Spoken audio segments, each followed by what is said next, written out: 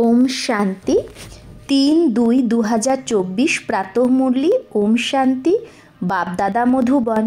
बाबा बोलेছে মিঠে बच्चे সদর্শন চক্রধারী ভব।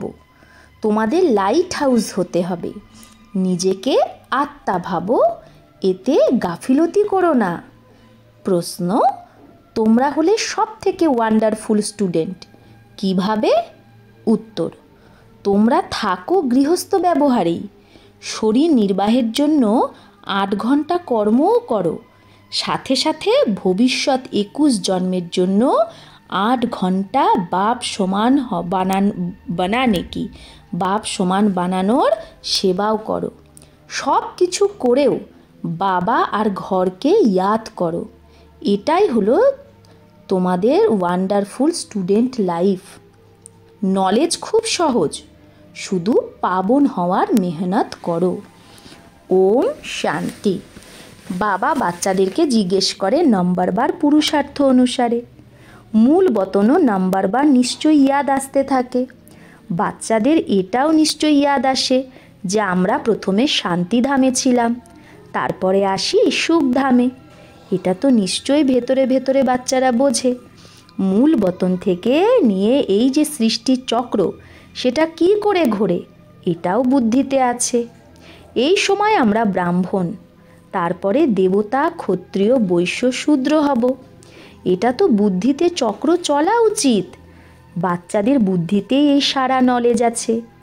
বাবা বোঝায়, আগে জানতে না, এখন তোমরাই জানো। দিন প্রতিদিন তোমাদের বৃদ্ধি হতে থাকবে,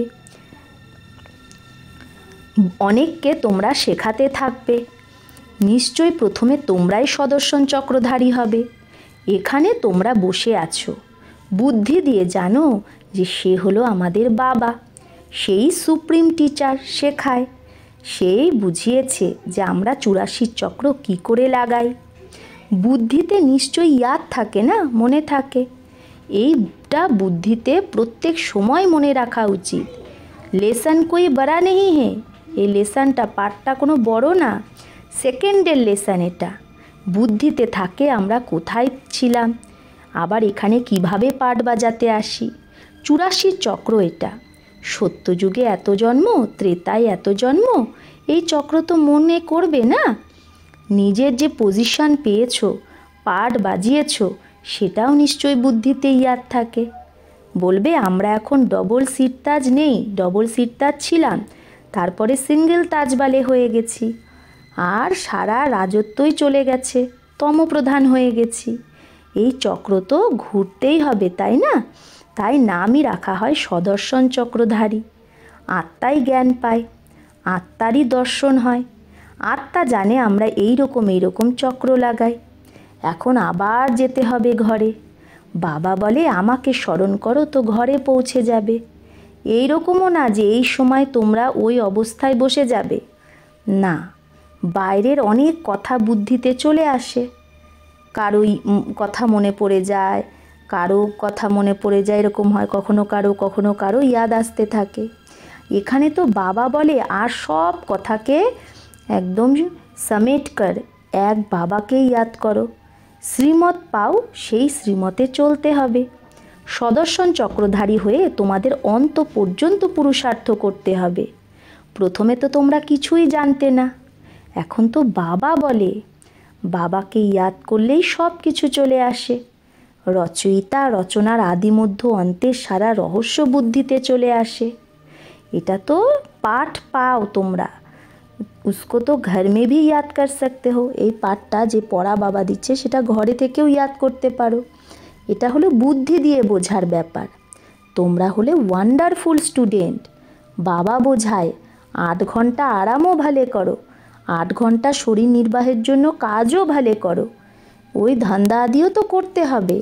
সাথে এই যে বাবা ধান্দা দিয়েছে আপ সমান বানানোর, এটাও শরীর নির্বাহই হলো না।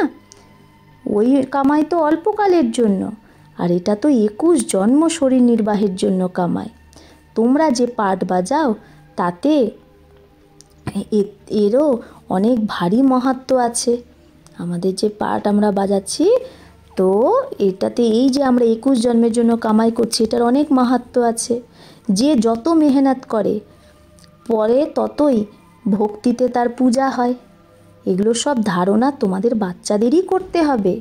তোমরা বাচ্চারা হলে পার্টধারী, বাবা তো শুধু জ্ঞান দেওয়ার পার্ট বাজায়, বাকি শরীর নির্বাহের জন্য পুরুষার্থ তো তোমরাই করবে, বাবা তো করবে না। না, বাবা তো আসে বাচ্চাদের বোঝানোর জন্য যে এই ওয়ার্ল্ডের হিস্ট্রি জিওগ্রাফি কী করে রিপিট হয়, চক্র কী করে ঘোরে, এটা বোঝানোর জন্যই তো আসে।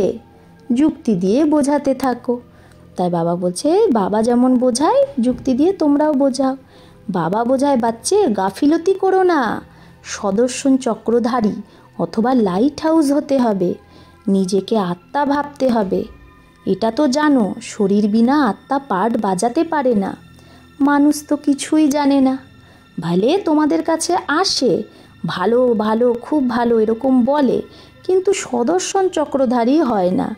এতে অনেক প্র্যাকটিস করতে হয়।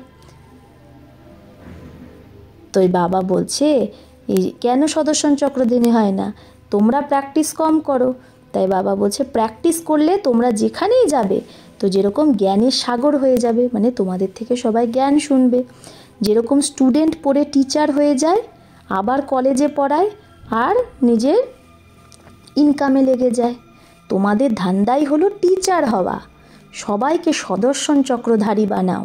বাচ্চারা চিত্র বানায়, ডবল সিট তাজ রাজা আবার কি করে সিঙ্গেল তাজবালে রাজা হয়ে যায়। এটা তো ঠিক আছে, কিন্তু কবে থেকে কবে পর্যন্ত ডবল তাজ ছিল, কবে থেকে আবার সিঙ্গেল তাজবালে হয়েছে, আবার কিভাবে আর কবে রাজ্য তাদের ছিনিয়ে নেওয়া হয়েছে, এই ডেটগুলো লিখতে হবে। এই বেহদের বড় ড্রামা এটা। এটা নিশ্চিত যে আমরা আবার দেবতা হই। এখন হলাম ব্রাহ্মণ, ব্রাহ্মণরাই সঙ্গম যুগের। এটা কেউ জানে না যতক্ষণ না তোমরা বলো। এটা হলো তোমাদের অলৌকিক জন্ম। লৌকিক আর পারলৌকিকের বাবার থেকেই তো সম্পত্তি পাওয়া যায়, অলৌকিক বাবার থেকে সম্পত্তি পাওয়া যায় না। এর দ্বারা বাবা তোমাদের বর্ষা দেয়, মানে ব্রহ্মার দ্বারা। গায়ো হে প্রভু, এরকম কখনো বলবে না হে প্রজাপিতা ব্রহ্মা। লৌকিক আর পারলৌকিক বাবাকেই স্মরণ করে। এই কথাগুলো কেউ জানে না, তোমরা জানো। পারলৌকিক বাবার হলো অবিনাশী বর্ষা বা অবিনাশী সম্পত্তি, আর লৌকিক বাবার বিনাশী সম্পত্তি। ভাবো কেউ যদি রাজার বাচ্চা হয়, 5 কোটি টাকার সম্পত্তি পায়, আর বেহদের বাবার বর্ষা যদি সামনে দেখো তো বলবে ওই লৌকিক বাবার তুলনায় এটা তো অবিনাশী বর্ষা, আর লৌকিক বাবার কাছ থেকে যেটা পায় সেটা তো সব খতম হয়ে যাবে। আজকে যে করোড়পতি, উनको মায়া চটকি হুই वो आएंगे नहीं। তাই বাবা বলছে আজকে যারা কোটিপতি এই কলিযুগে, তারা তো মায়া চটকি হুই, তাদের তো মায়া ঘিরে আছে, তাই তারা এই জ্ঞানে আসবে না। বাবা হলো গরিব নিবাজ। ভারত খুব গরিব, ভারতে অনেক মানুষও গরিব। এখন তোমাদের বাচ্চাদের কল্যাণ করার পুরুষার্থ তোমরা করছো, তোমরা অনেককে কল্যাণ করার পুরুষার্থ করছো। বেশিরভাগ বিমারও কো বৈরাগ্য আতা হে, তাই না? যারা অসুস্থ তাদের বৈরাগ্য চলে আসে, তারা ভাবে আর বেঁচে কি হবে, এই রকম যেন রাস্তা পায় যাতে মুক্তিধামে চলে যায়। দুঃখ থেকে মুক্ত হওয়ার জন্য মুক্তি চায়, সত্য যুগে চায় না, কারণ সেখানে দুঃখই নেই। এই কথাগুলো এখন তোমরা বোঝো। বাবার বাচ্চা বৃদ্ধি পেতে থাকবে। যারা সূর্যবংশী চন্দ্রবংশী দেবতা হবে তারাই এসে জ্ঞান নেবে, নাম্বারবার পুরুষার্থ অনুসারে। এই জ্ঞান বাবা ছাড়া কেউ দিতে পারে না। এখন তোমরা বেহদের বাবাকে ছেড়ে কোথাও যাবে না। যার বাবার সাথে ভালোবাসা আছে সে বুঝতে পারবে যে নলেজ তো খুব সহজ, বাকি পাবন হতেই মায়া বিঘ্ন সৃষ্টি করে। যে কোনো কথায় গাফিলতি যদি করো তাহলে গাফিলতিতেই হেরে যাও। এর উদাহরণ বক্সিংয়ের সাথে খুব ভালো যায়। বক্সিংয়ে একে অপরের থেকে জিত পায়। বাচ্চারা জানে মায়া আমাদের হারিয়ে দেয়। বাবা বলে মিঠে বাচ্চে নিজেকে আত্মা ভাবো। বাবা নিজে বোঝে যে এতে মেহনত আছে। বাবা যুক্তি খুব সহজ বলে, আমরা আত্মা, এক শরীর ছেড়ে আর এক শরীর নিই, পাট বাজাই, বেহদ বাবার বাচ্চা, এগুলো ভালোভাবে পাক্কা করতে হবে। বাবা ফিল করে মায়া এর বুদ্ধিযোগ ছিন্ন করে দেয়। নাম্বার বার তো বাচ্চারা আছে, এই হিসাবেই তো রাজধানী হয়। সবাই যদি একরাশ হয়ে যায় তাহলে রাজা কে হবে? রাজা, রানী, প্রজা, সাহুকার সব হবে এখানেই। এই কথাগুলো তোমরা ছাড়া আর কেউ জানে না। আমরা নিজের রাজধানী স্থাপন করছি। এই সব কথা তোমাদের মধ্যেও যে অনন্য তারই মনে থাকে। এই কথা কখনো ভোলা উচিত না। বাচ্চারা জানে আমরা ভুলে যাই, না হলে তো খুব খুশি থাকা উচিত যে আমি বিশ্বের মালিক হব। পুরুষার্থের দ্বারাই এগুলো হওয়া যাবে, শুধু বললে হবে না। বাবা তো এলেই জিজ্ঞেস করে, বাচ্চা সাবধান, সুদর্শন চক্রধারী হয়ে বসেছ? বাবাও সুদর্শন চক্রধারী, যে এর মধ্যে প্রবেশ করে। মানুষ তো ভাবে বিষ্ণু সুদর্শন চক্রধারী, তারা এটা জানে না যে এটা হলো লক্ষ্মী আর নারায়ণ। তাদেরকে জ্ঞান কে দিয়েছে? যে জ্ঞান দ্বারা তারা এই লক্ষ্মী নারায়ণের পথ পেয়েছে, দেখায় সুদর্শন চক্র দিয়ে মেরেছে। তোমরা এই চিত্র যে বানিয়েছে তাদের উপর তোমাদের কি হয়? হাসি পায়।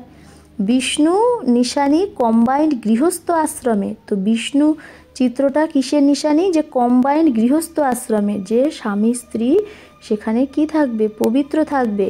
আশ্রমে যেরকম পবিত্র থাকে, তো চিত্রটা শোভা পায়। বাকি এটা কোনো রাইট চিত্র না। চার হাতে প্রথমে তোমরাও জানতে না, চার ভুজা এখানে কোথা থেকে এলো?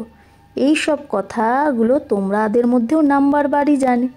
বাবা বলে সারা ব্যাপারটাই তোমাদের পুরুষার্থের ওপর। বাবার ইয়াদেই পাপ কাটে। সব থেকে বেশি নাম্বার ওয়ান এই পুরুষার্থ চলবে।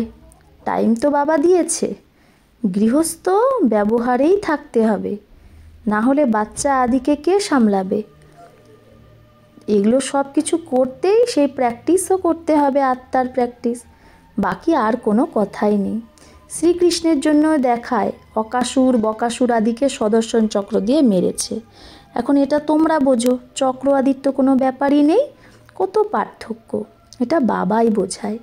মানুষ মানুষকে বোঝাতে পারে না, মানুষ মানুষের সদ্গতি করতে পারে না।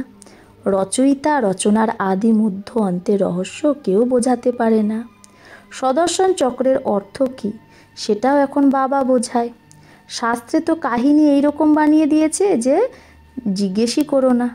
দেবতাদেরও হিংসক বানিয়ে দিয়েছে। এখন এই সব কথার উপর একান্তে বসে বিচার সাগর মন্থন করতে হবে। রাত্রিতে যে বাচ্চারা পাহারা দেয় তারা তো খুব ভালো টাইম পায়, তারা অনেক ইয়াদ করতে পারে। বাবাকে ইয়াদ করতে সুদর্শন চক্রও ঘোরাতে থাকো।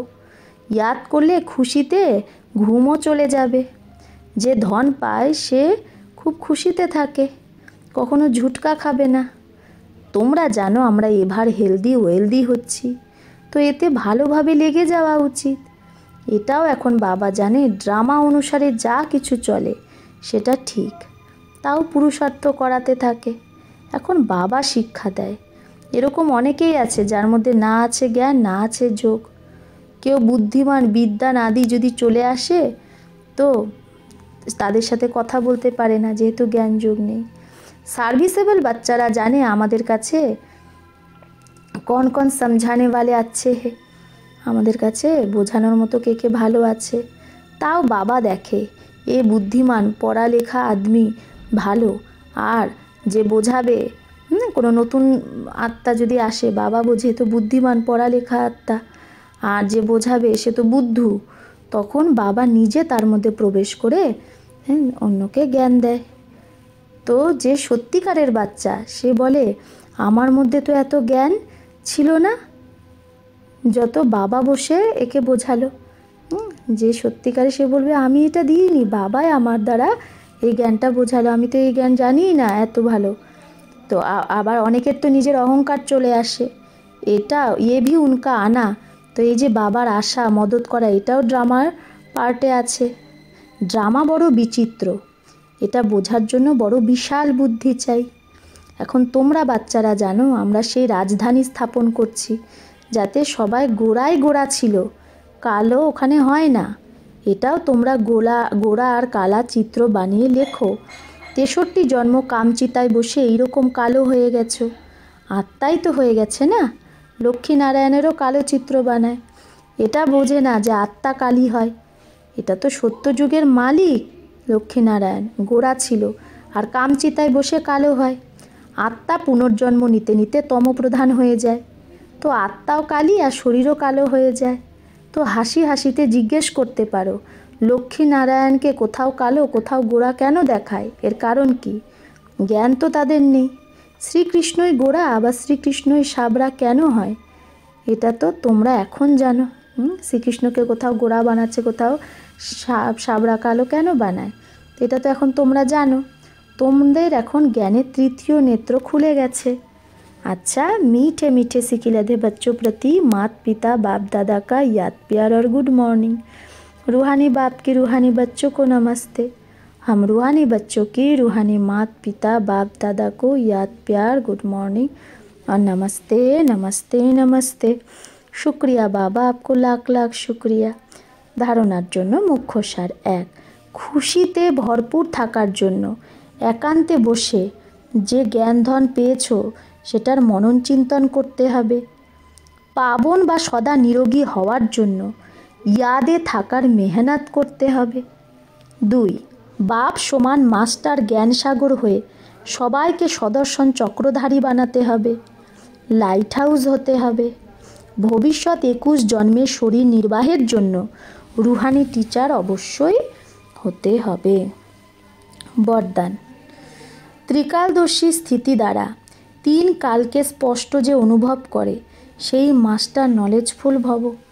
ত্রিকালদর্শী স্থিতি দ্বারা 3 কালের স্পষ্ট অনুভব যে করে সেই মাস্টার নলেজফুল ভব। বাবা বলছে যে ত্রিকালদর্শী স্থিতিতে স্থিত থাকে সে 1 সেকেন্ডে 3 কালকে স্পষ্ট দেখতে পারে। কাল কি ছিল, আজ কি হলো আর কাল কি হবে তার কাছে সব স্পষ্ট হয়ে যায়। যেরকম কোনো দেশের যখন টপ পয়েন্টে দাঁড়িয়ে সারা শহরকে দেখো তো মজা আসে, এইরকমই সঙ্গম যুগ হলো টপ পয়েন্ট। এর উপর দাঁড়িয়ে 3 কালকে দেখো আর নেশার সাথে বলো যে আমি দেবতা ছিলাম আর আমিই আবার হব। একেই বলে মাস্টার নলেজফুল। স্লোগান। প্রত্যেক সময় হলো অন্তিম সময় বা অন্তিম ঘড়ি, প্রত্যেক মুহূর্তই অন্তিম মুহূর্ত। এই স্মৃতির দ্বারা এভার রেডি হয়ে যাও, এই স্মৃতির দ্বারা এভার রেডি হয়ে যাও। আচ্ছা, ওম শান্তি।